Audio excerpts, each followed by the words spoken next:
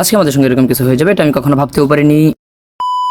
চলো ভিডিওটা শুরু থেকে শুরু করা যাক। আজকে আমি সকাল সকাল ঘুম থেকে উঠে গিয়েছিলাম হচ্ছে ট্রেনিং এর জন্য। আর তোমরা তো জানোই আমি যে ট্রেনিং নিতেছি 28 দিনের। আর এখানে তো তোমরা দেখতেই পাচ্ছ আমি দুতলাতে থাকি, আর দুতলার যে সিট আছে ওইখান থেকে আমি নেমে গেলাম।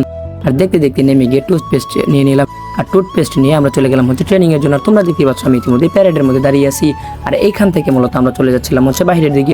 আর তোমরা দেখতেই পাচ্ছ আমি ইতিমধ্যে স্যারের সাথে কথা বলতেছিলাম, আর এখানে চলে এসেছিল হচ্ছে আমাদের মাহবুব ভাই। ভাই সত্যি অনেক ভালো মানুষ ছিল। আর ভাইয়ের সঙ্গে কথাবার্তা বলার পর তোমরা দেখতেই পাচ্ছ ভাই আমাদেরকে স্যালুট করা শেখাচ্ছে, আর আমাদেরকে ভাই স্যালুট করা শিখে এখান থেকে চলে যাচ্ছে। আর ভাই এখান থেকে চলে যাওয়ার পরই আমাদের শুরু হয়ে গিয়েছিল হচ্ছে খাবারের সময়। আর তোমরা তো দেখতেই পাচ্ছ সকালবেলা খাবারের জন্য খিচুড়ি আর এবং একটা অছিলা ডিম দেওয়া হয়েছিল। ডিমটা অবশ্য আমাদেরকে ছুলে নিতে হয়েছিল। আর গাইস সকাল সকালে এমন একটা অবস্থা হয়েছিল, আমরা তো সবাই ভেবে নিয়েছিলাম যে আজকে হয়তো বৃষ্টি পড়বে, তাই তো আমরা চলে গেলাম হচ্ছে বাইরে একটু ঘোরাফেরা করার জন্য, একটু ব্রেক পেয়ে। আর গাছ আজকে ছিল হচ্ছে রবিবার, আর তোমরা তো জানো রবিবারে কোর্ট কাছারি খোলা হয়ে যায়। আর গাছ এখানে তো অনেক মানুষ কোর্টের এখানে ছিল, তাই আমরা আবারও আমাদের এখানে ক্যাম্পে চলে আসলাম। গাছ এবার আমরা বের হয়েছিলাম হচ্ছে বাইরে একটু ঘোরাফেরা করার জন্য। আর তোমরা তো দেখতেই পাচ্ছ আমি ইতিমধ্যে বাইরে চলে এসেছি, আর আমাদের সাথে ছিল হচ্ছে বাকের ভাই এবং আমাদের সাথে ট্রেনিং করা অনেক বন্ধুরা। আর তোমরা তো দেখতেই পাচ্ছ প্রতিদিনের মতন আমরা কোর্টের ভিতর দিয়ে চলে যাচ্ছি। আর এই কোর্টটা ছিল হচ্ছে মূলত বাওয়াল রাজবাড়ি। আর তোমরা তো দেখতেই পাচ্ছ এখানে আমার একটা ফ্রেন্ডের সাথে আমি সামনের ক্যামেরা ওপেন করে নিলাম। আর দেখতে দেখতে আমরা চলে আসলাম হচ্ছে কোর্টের কাছাকাছি। আর এইখানে গাইস এসে আমরা আবারও সামনের ক্যামেরা ওপেন করে সকলের সাথে দেখানোর চেষ্টা করতেছিলাম যে সেখানে পরিবেশটা কীরকম ছিল। আর গাইস এইখানের পরিবেশটা এক কথাই অসাধারণ ছিল। আর রাজবাড়ি বলে কথা, রাজবাড়ি তো সবসময় দেখতে অসাধারণই হয়। আর গাইস তোমরা তো দেখতেই পাচ্ছ এখানে আশেপাশের ভিউটা কত সুন্দর। আর আমি মূলত সামনের ক্যামেরা দিয়ে কিছুক্ষণ ছিলাম, আর তারপর আমি তোমাদেরকে পিছনের ক্যামেরা দিয়ে দেখানোর চেষ্টা করতেছি। গাইস মূলত আমরা প্রতিদিন বাওয়াল রাজবাড়িতে এখানে সবাই চলে আসে আড্ডা দেওয়ার জন্য। আর গাইস তোমরা তো দেখতেই পাচ্ছ এই জায়গাটা এক কথাই অসাধারণ ছিল। আর এখানে তো আমাদের টিমমেটরা সকলেই পিক ওঠানো শুরু করে দিল, শুধুমাত্র আমি বাদে, কারণ আমার কোনো ক্যামেরাম্যান নেই। আর এইখান থেকে আমরা প্রতিদিনের মতন আজকেও চলে গেলাম হচ্ছে ডিসি অফিসের দিকে। আর তোমরা তো দেখতেই পাচ্ছ গাইস আজকে আদালতের দিন ছিল, এই জন্য আদালত ভরা ছিল মানুষ। আর এখানে সত্যি কথা এক কথাই প্রতিদিন এখানে অনেক ভিড় থাকে, বিশেষ করে যেদিন মানে সরকারি ছুটি না থাকে ততদিন পর্যন্ত এখানে সবসময় ভিড় থাকে, শুধু রাতটা বাদে। আর গাইস তোমরা তো দেখতেই পাচ্ছ দেখতে দেখতে আমরা ডিসি অফিসের কাছে চলে আসলাম। আর এবার আমরা চলে যাচ্ছি হচ্ছে বাওয়াল রাজা সেই ঐতিহাসিক মন্দিরে। আর এই মন্দিরটি মূলত বাওয়াল রাজা স্থাপিত করেছিল, কিন্তু কয় সালে স্থাপিত হয়েছিল এটা মূলত আমি জানি না।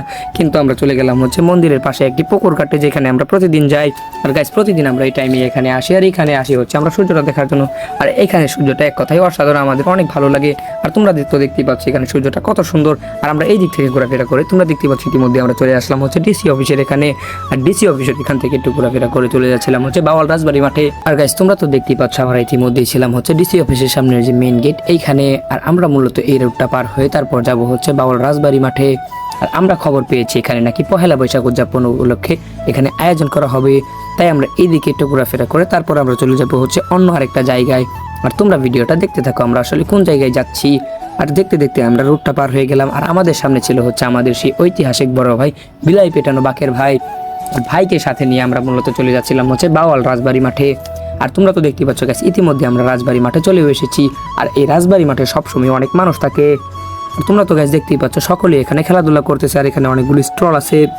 আর আমরা আবার সামনের ক্যামেরাটা ওপেন করে বাকের ভাইয়ের সাথে আলোচনা করা শুরু করে দিলাম যে ভাই কোথায় যাওয়া যেতে পারে।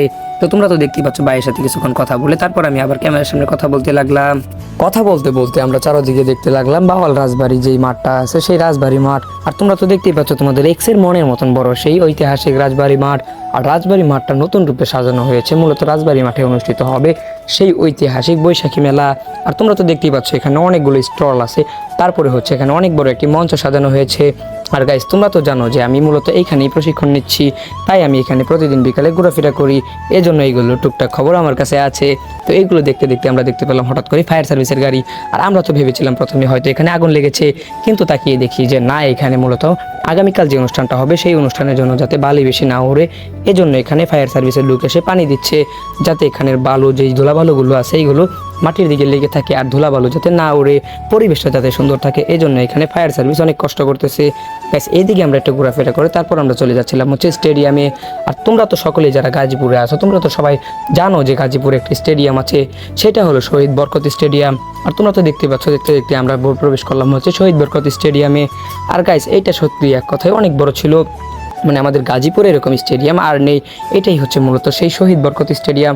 তোমরা যারা যারা চিনো তারা তো চিনেই গিয়েছো, আর তোমরা যারা যারা দেখো নি এখনো বা এখনো চিনো না যে শহীদ বরকত স্টেডিয়ামটা কোথায়, তারা সকলেই দ্রুত কমেন্ট করে ফেলো।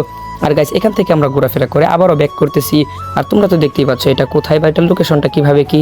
আর এই শহীদ বরকত স্টেডিয়ামটা হচ্ছে মূলত গাজীপুর বাওয়াল রাজবাড়ির যে সামনে মাঠটা আছে, রাজবাড়ি মাঠ, এই মাঠের অপোজিট সাইডে।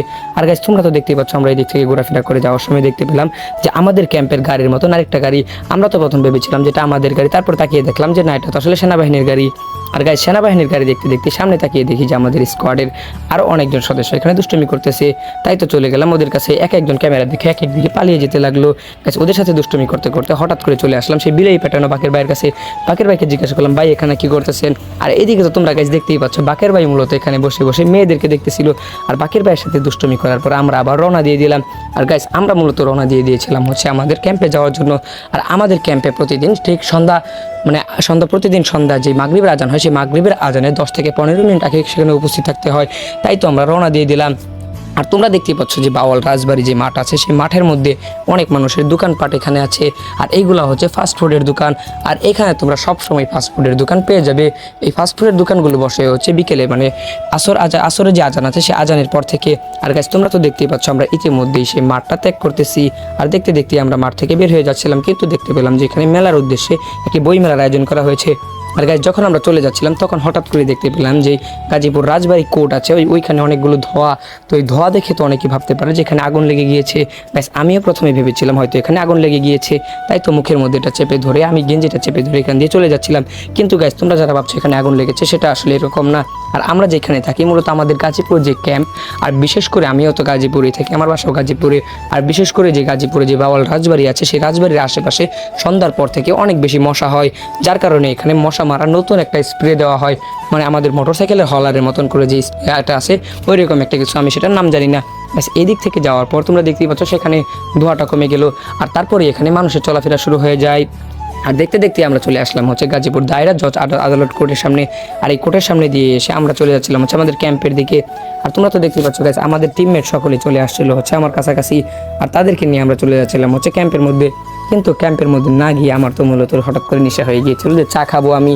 আর ভাইয়েরা তো সবাই মিলে ক্যাম্পের মধ্যে চলে যাচ্ছিল।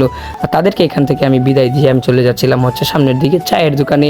আর গাইস তোমরা তো দেখতেই পাচ্ছ আমি ইতিমধ্যে চায়ের দোকানে চলেও এসেছি। আর চলে এসে এখানে চা খেয়ে নিলাম।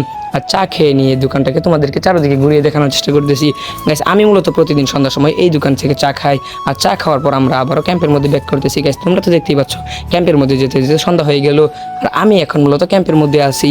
এই দিকে বাকের ভাই দেখাচ্ছে hi and tata good bye. ভিডিওতে লাইক কমেন্ট অ্যান্ড সাবস্ক্রাইব না করলে বউ কপালে নাই আর মেয়েদের জামাই।